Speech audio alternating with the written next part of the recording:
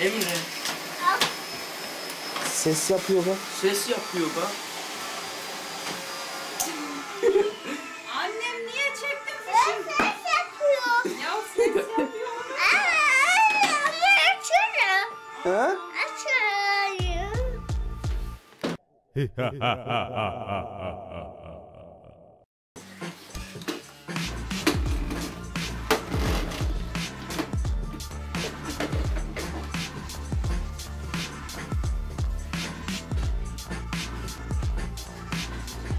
Üf ya Emre.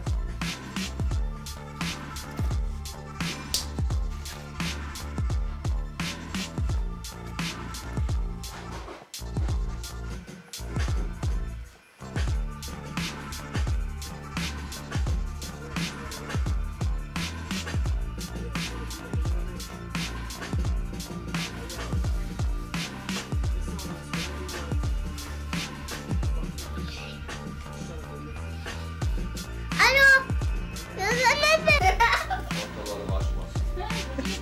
Emre. Tabancayı al. Hangi numara vereceksin ona? Tamam Sadak. Emre sen polis mi Tamam. oldun? Seni vurayım. Çıkar lan ona. Nasıl Tabancayı al. Alo. Lan dur. Dur uğraşamadık seninle. Emre. Ver o Emre ver tabancayı bana. tabancamı. Ver dedim. Alacağım şimdi. Ver Emre bana. Versene o tabancayı bana. Dur. Orada durmasın. Orada çok ağır. Gel başka bir yere takayım mı? Çok ağır. Başka bir yere takayım gel. Hastaları diyor. Ay Tamam niye yazıyor benim eşyalarımı götürüyor? Senin eşyaların olmuyor artık şişko. Nasıl okunacağını gösteriyor.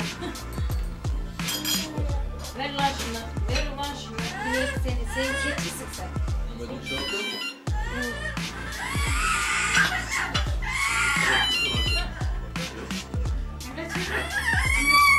Kim? He. Tabanca da benim. Hı? Niye? Kaçımı kesilecek? Kim kesecek? Olur mu? Ver. Bu çok oldu. Dur, alayım. Hı? Yere mi? Sütünü içtin ya. Oldu mu? Hey. Oldu. Sütünü içtin ya. İçmedin mi sütü? Hadi. Koy.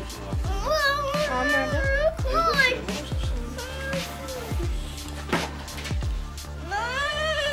Ne bu? Köpek. Köpek değil bu, kedi. Yok miyav bu. Lan baba. Gaval değil miyav bu. Bak da bak miyav. Bak. Nasıl yettin ki maşallah. Deprem oluşturmamaya çıkarıldı bak. Burnunu ısırdı. Burnunu ısırdı.